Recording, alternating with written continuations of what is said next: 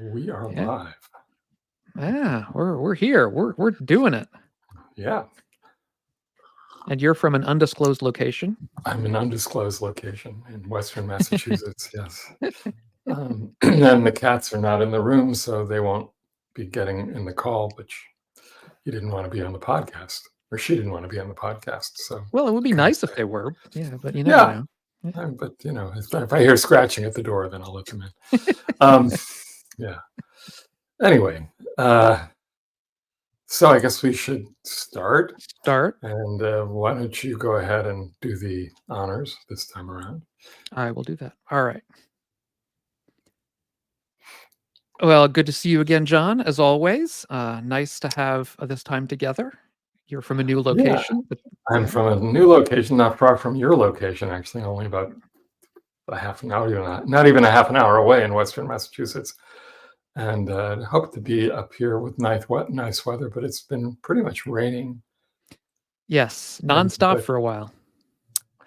But yesterday during the rain, I went up to the Norman Rockwell Museum. I want to. Yeah, it's great. It's that. so Yep. great. There's an exhibit of Mad Magazine. That's what I want to Tribute see. to Mad Magazine, and it's fantastic. Yeah, that's definitely something that's on our bucket list this summer. When I grew up, that was Mad Magazine was one of those things that you had to see. Yeah. And it's still going strong. It's changed a bit. Is it? But, that's great. Yeah. What be worry? Yeah. It's a good. Yeah. Anyway, and I should say that there is an indirect link to Buddhism with me in Mad Magazine, because when I was in grade school, when I was very young, one of my teachers was, so this wild guy who taught Latin and Greek and stuff like that. But he was also, I think we've talked about him. He was a Rajneeshi. He was into Scientology. He was into basically a lot of stuff. His father worked at Mad Magazine.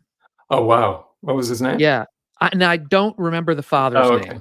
And they have a bunch of documentaries, little films with a lot of the people that worked there and still work there, and yeah, I'm sure he was one of the. Well, he wouldn't be alive anymore, but I'm sure he was one of the people. But anyway, the son had a different name, a given name. So I don't know his act.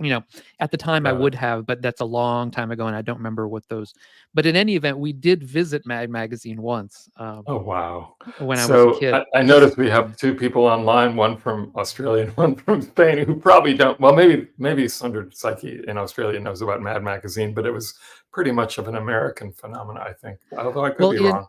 Yeah, in Spain they have something called Jueves, which is a magazine that's very similar to Mad Magazine. So okay, yeah, you will know what it is if you know Jueves in Spain. Okay, yeah, which isn't our topic. Our topic for today is not Mad Magazine, but nothing to do. Although we could go there and see what the relationship is, that would be somewhat of a stretch, I suppose. Our topic for the day is silence. Silence. So we're just going to be silent. Yeah, we're gonna perform silence now for the next 30 minutes. That would be fun. Yeah, we're gonna. As you mentioned before you started, John Cage. We'll do a John Cage here of 2.5 minutes of silence. I'm sorry, but I have to let the cat in. Otherwise yes. It's gonna drive me nuts. John is cat sitting, and the cat. Well, those of you who are listening on the podcast will not be able to see the cat, but there is now a cat. And her name is Maitri. And she lives, which means friendly and friendship, and in Sanskrit, and she's actually, she lives up to the name. She's kind of friendly. She seems cute. Yeah, I love cats. Very cute. I'm a cat person. So anyway, silence. Yes. So partly because I'm going to be leading a retreat in a couple of weeks. Not even a couple of weeks, a week and a half, and it'll be a silent retreat. And of course, silent retreats are a big part of at least early meditation. The traditional retreats based on the early teachings are pretty much silent retreats, and there's such great value in silence. And as I warn people whenever they're about to start a retreat, first time, even if it's just for a day of silence, that it may be silent externally, but as a result, the internal is not silent, generally not silent at all at first. We're flooded with everything. And it's like, well, why? Why are we bothering? And exactly that's it. It's like, this is our opportunity. And for okay, now the cat's getting really for the we have certain requirements for mindfulness-based stress reduction teachers who want to be teachers, people who want to be teachers in that curriculum. We require a certain number of retreats, primarily because in those retreats, you're really turning towards your own stuff in a big way. And if you can't be with your own stuff, how are you going to be with a class of 10, 20, 30 people and their stuff? So it really, something really shifts in these retreats. And so I think it's worth a conversation about the value of silence, the value of taking this time, and how, frankly, a 30-minute meditation is one period of silence, at least external, not necessarily external silence, because there is the sounds of course, whatever environment we're in. And so it's the silence that we're contributing into those sounds, but that, okay, enough. Go back to your throne. You can't tell a cat what to do. Yeah. That's the difference between cats and dogs. Anyway. Yeah. A cat is more like the mind. It just wants to be what it wants to be. I can give her the silent treatment. And, so yeah, anyway. So I am curious, from your research, sort of what the Buddha had to say around silence. Yeah, and the role it plays in practice and in awakening, even. Yeah, silence is, I think, a central part of the Buddha's approach to practice. I think we may have discussed this in a prior podcast. I can't remember, No but doubt. yeah, but one of the Buddha's real pet peeves, if we can call it that, was noise, in particular, people talking. And the one time when depending on how you read the sutta, it seems like the Buddha might have been prepared to sort of quit, was when people were just being too loud. And he had on a number of occasions a sort of a stock phrase about the people were acting like fishermen selling fish by the river, hawking their wares, sort of yelling out and making a lot of noise and commotion. And he really didn't like that. And the Buddhist Sangha, at least again from our records from the suttas, was known for being very quiet. That when visiting people, that is non-Buddhist, people who were not familiar with the Buddhist Sangha would come, it would sort of, they'd be surprised at the fact that there was just no noise, that, they would come in, people would be, I assume, probably meditating in large groups. And so you'd have a large group of people without any noise. And I think that was surprising. Yeah. And I think it's part of, as you say, I think it's part of the Buddha's approach to practice, that, that this kind of notion of mindfulness of breathing, of all, the four foundations of mindfulness, all require during our practice an ability to be quiet enough to listen to whatever the subject of our meditation happens to be, whether it's the breath or the mind, feelings, dharmas, whatever it might be. If we're making noise, if we're talking in particular, then we're not really with what's going on, at least during our practice. There's a lot to unpack here, of course, because we can also be mindful while we're speaking, but that's sort of a different thing.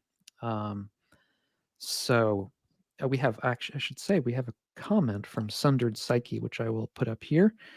And one from Carolina as Yep, well. yep, yep. Um, yeah, no, it's true. I mean, as she points out, and it's what I say, the more external silence, the less internal silence. So, Yeah, but then you're right. It's been hard for me to quiet my thoughts.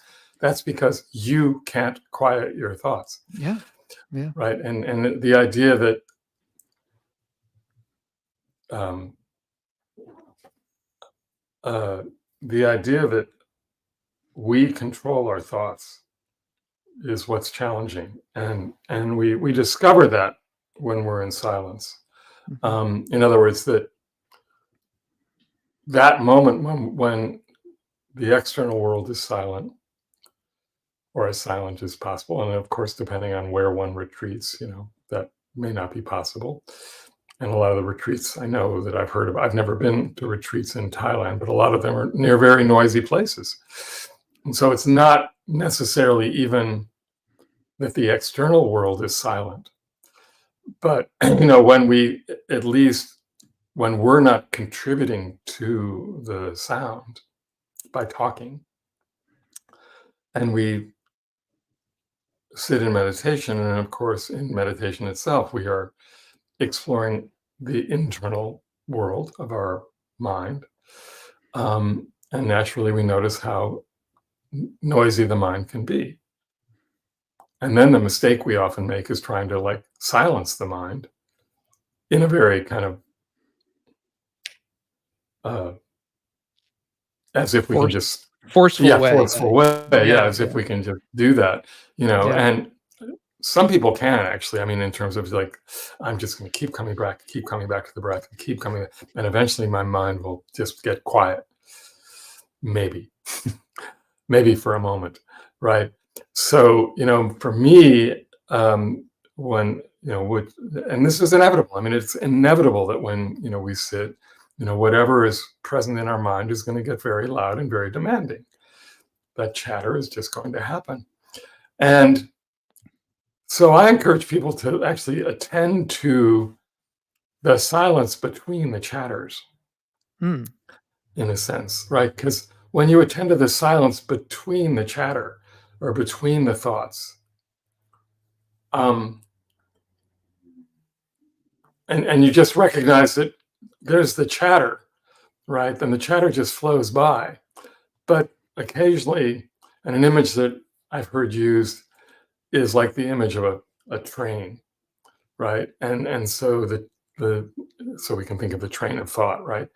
And but if you look between the cars, right, there's space, and that space, and behind the car is space, and there's a lot of space behind the train, right? And we pay attention to the train as opposed to the space, and the space is actually silent and still, but the train is not.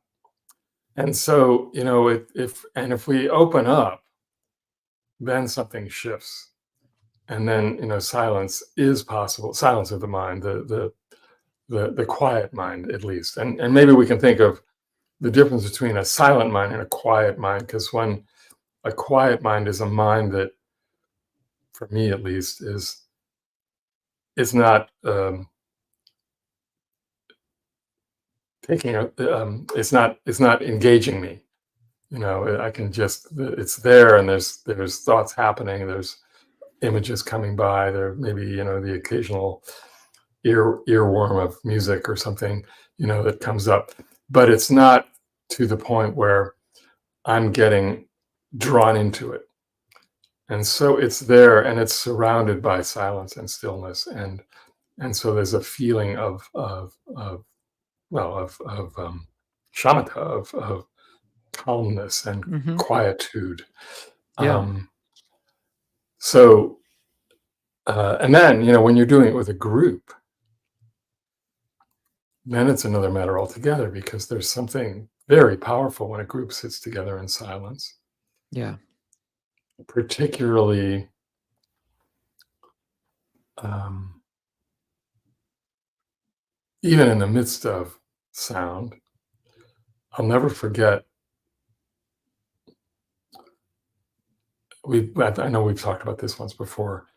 During when the Christo exhibit was in Central Park, the gates, Mhm. Yep, there I was a saw that. monastic Bhikkhu Bodhi led a walk. Ah, neat. And so there were a number of monks leading this walk, and there were maybe 1,000 people, 1,000 or certainly a few hundred of us behind them. And we were just walking through the gates in silence. And there were, of course, people all around, right? And then this group of silent walkers would walk by, and everybody would quiet down. So it's like you're kind of, instead of contributing, I don't want to say noise, but instead of, but to a degree, it is noise, right? Instead of contributing noise to the atmosphere, we're contributing silence. And, there's something that really changes around that. Um, and that's serious practice. Of Yeah. course, yeah. So these silent walks that Thich Nhat Hanh would do, is an example of that. And um, so, yeah, it's But you can't, yeah, you can't quiet your thoughts directly. But I think what you do find, at least what I find and what I've heard other people discuss as well, is that while the quieting of the thoughts happens indirectly over time. So, mhm, for example, oftentimes if you sit for 10 minutes, you're going to have a different experience of quiet than if you sit for an hour. Um, I find oftentimes, now it's not, I'm not saying you're guaranteed to have this happen, but oftentimes the longer you sit over a period of time, over a period of days or whatever it might be, the mind does begin on its own, without you forcing it, but on its own, it begins to sort of quiet down. You have less intrusive thoughts arising. uh and that's through practice, because you're going through a practice of following the breath, which does over time calm things down. And so it's like, it's not that there's nothing you can do. I mean, there are things you can do. sure, It's yeah, just that you have to sort of work with it, as it were, sort of indirectly, rather than trying to force it, which is not really going to right, help. right, yeah. There's also okay, so going more to internal silence. By the way, so I would just put up Carolina's quote. I suspect it's Carolina. Carolina, Sorry, yeah. Carolina. Yeah. Um, A sutta in which the Buddha says, when you are sitting together, you should do one of two things: discuss the teachings or keep noble silence. I think he does say that to monastics, right. in particular. That's sort of one of the general um, directions that the Buddha gave to monastics, that they should either be discussing the Dharma or keeping silence. Of course, that's a very strict teaching, and I don't know how many monastics really keep that up. And certainly for lay people, it would be way too strict. But yeah, I mean, but there is a value in it, to an extent. Well, I know when I lead a community sit, for instance, which may be 2 hours long, right, for New York Inside or for some other organization, if I take a 10-minute bio break or whatever, I will either suggest that people stay in silence, or if they are going to be talking, to talk about their practice. Sure, but that's in So the it's not, context of a retreat or yeah, or something or like that. Yeah, specific meditation. Yeah. right. So, but what I was going to say is that there's uh, this quality of listening from silence. So, and so one thing that's really an interesting practice is um, when you are listening to someone, notice if you're really listening, right? If your mind is like really active and like having ideas about what you're hearing, um, uh, or like uh, identifying with what's being said or wanting to fix the problem that somebody is telling you about, as opposed to just listening deeply. And listening deeply is one of the instructions in Greg Kramer's insight dialogue practice is, Mm. you know, listening deeply. Pause, relax, and listen deeply. So you are listening from a place of silence. Um, and that is true also when we speak. So are we really speaking from a place of silence? Or are we speaking, which to me means, are we speaking from uh, from a place of the heart, which isn't having its own conversation with itself, as our thinking mind will do. Which isn't to say you don't want to think about what you're going to say. And this veers, of course, into the teachings on right speech, right? That we want to make sure that what we're saying is true and heartfelt and timely. But are we really listening deeply before we speak? Are Yeah. we? And so is whatever we're saying coming from a place of stillness and quiet? Yeah. And we're not used. This is not how we normally speak. Right. And do we need to speak? I mean, that's one of the things that Yeah. um, that Buddhist practice really, I would say, shocked me about is that when I was growing up and going to school and graduate school, um, I think there was always this idea in the back of my mind that I had to speak, that I had to give my opinion, that if I wasn't giving my opinion, that there was something Right. wrong. Um, and I think with Buddhist practice, I've gotten much more comfortable with the idea that I don't need to speak. That sometimes it's better just, you know, frankly, not to get the last word in isn't necessarily a bad thing. Which is something that when you're doing, especially if you're in academia, and probably in many different, maybe if you're a lawyer or whatever, there's this idea that you have to get in the last word. Uh, Politician. Politician, another one, yeah, absolutely. Because if you don't get in the last word, then the other person Right. could be seen to win the argument or whatever it happens to be, to frame the thing that needs to be framed. And sometimes that's just, it's a hamster wheel and it's not really leading anywhere. It's, Uh, it's that wonderful acronym. Wait. You mm, know that acronym, right? no, I don't. Oh, why am I talking? Yes, yeah. Oh, okay, yes, yes, I've heard that. Yes, yes, it's good. And And there was another one, isn't there? I think there's a follow up to that somehow. I've forgotten what the no follow up. doubt, yeah. But why am I talking? And it's important. It's like we don't always need to say something, and there's also great power in silence. Mm. Um, which does, in a sense, I mean, you joked about John Cage and his, uh, I forgot what the It's timing like is on the, 2:33. Yeah, it's something like that. yeah, Yeah, it's 2 minutes and 33 seconds. And, something like and that. I mean, it was a brilliant in a sense because it just involved the pianist coming out and sitting at the piano for 2 hours, 2 minutes and a few odd seconds and not doing anything.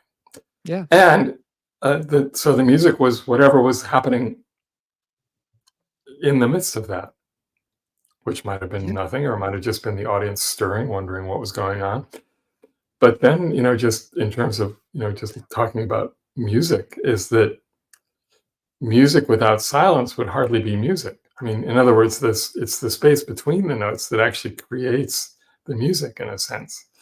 Um, and that space is a space of silence. Um, and so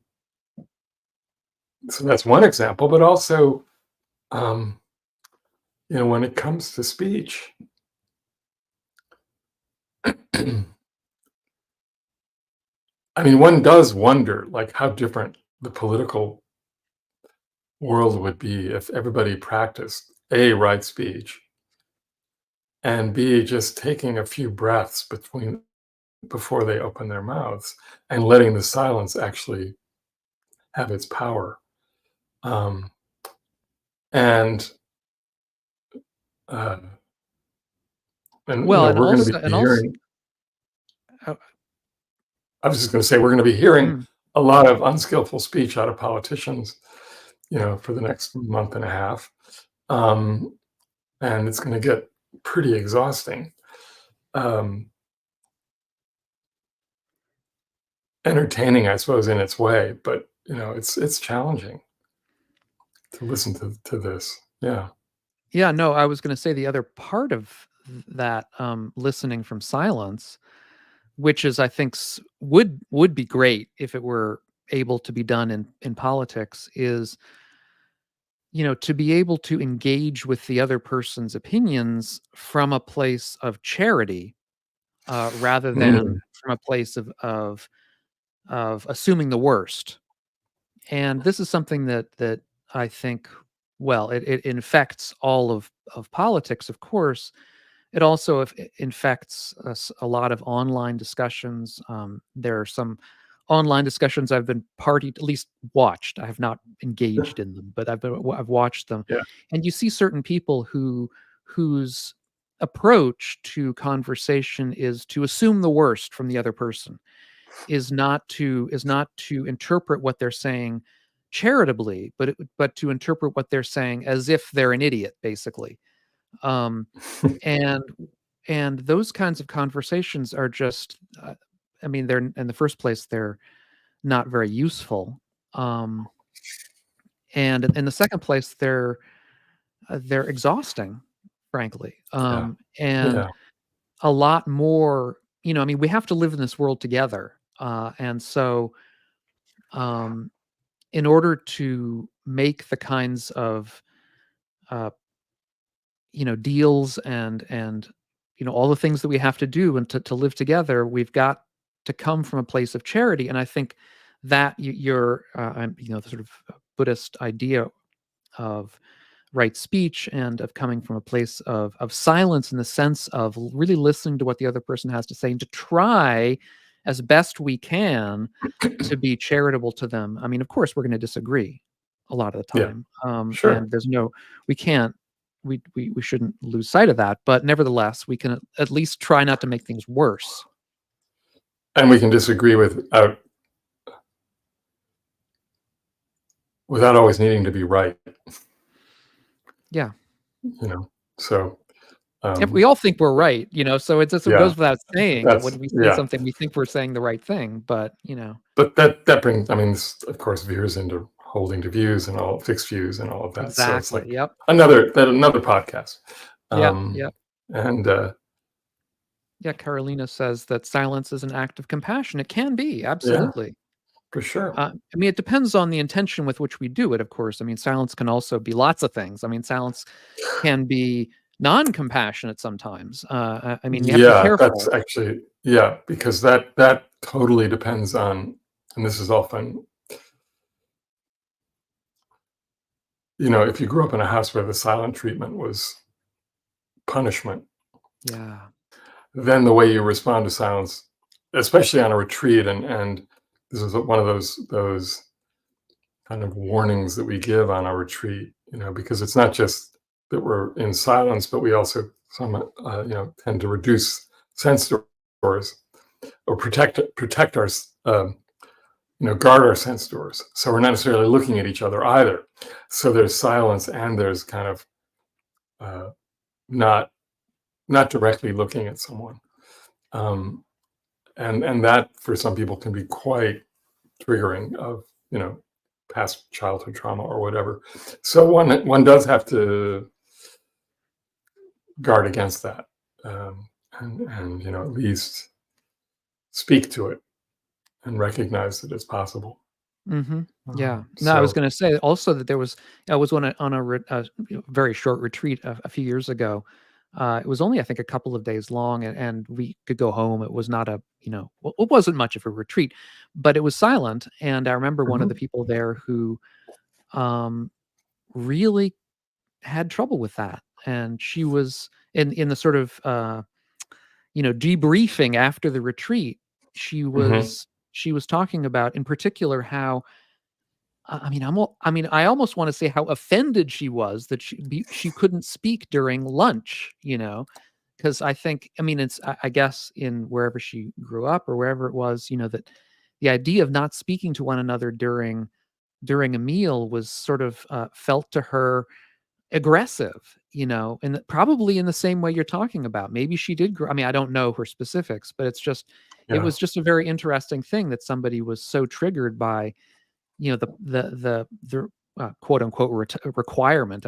Obviously nobody was enforcing it, but to be silent. It strikes people differently, in different times. But I think it's a good practice. And if it does trigger you, it's good to look into it, as to why and Yeah, of what's, course. Of course. you know, Yeah. And, maybe ease into it. Yeah. yeah. Uh, yeah. Thank you, Sandra. Yeah. Timing is everything. It's true. Yeah. Yeah, he says Yeah. silence can be assuming they are saying silence can be as powerful as speech. Not saying something that is needed to be said carries a heavy weight. Timing is everything, and I think that's Yeah. right. Yes. Hmm. Yeah. Um, yeah. So this is the time I should talk about coffee, though. Yeah, that's right. We have. Speaking of timing, Yep. before the end of the show, it's like, yes, we do like our coffee, and we appreciate those who have bought us a cup of coffee several times a year, or several coffees several times a year, or become a member, and Member. Yeah. really supports what we do and we're trying to do. And Helps yeah, defray the so costs here as well that we have. if you go to diggingthedharma.com, you see the option there to support us, and covers our costs. We are Yes. happy that you're here and happy that you're listening. And And thanks for the comments. yeah, yeah. And if you're not online with us now, you can make comments on the website and actually Mhm. on YouTube as well. So we really appreciate those. Yeah, because we're Um, doing this live on YouTube. We will try to post about it in advance so that you can see if you come to the YouTube site and see when we're we going to haven't be. talked about next week's schedule, and then things are hell for me. Well, Yeah, no, they're they're going to not be. hell. I've got a retreat to lead, and then packing, Yeah, continual you're going to be packing. busy, busy, busy. But we'll see. We'll Yeah, figure out we'll what we figure it can out. do, and may have a Yeah. few weeks off here and there, but that's okay. Okay. All right, friends. Thank you for being here, and thanks for listening. And keep digging the Dharma. Dig that Dharma. Yeah. Thanks, John.